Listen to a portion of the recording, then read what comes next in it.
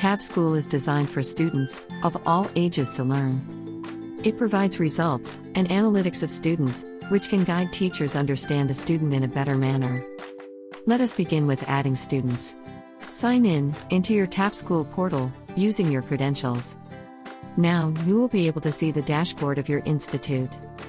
On the left sidebar, click on the Students option.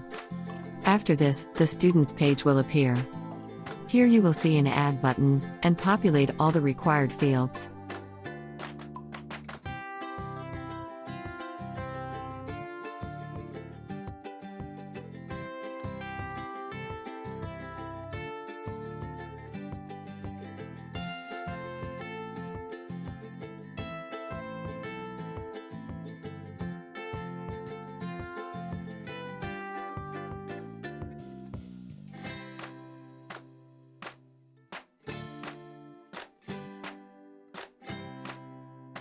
After filling, now click on the Save, and students will be added.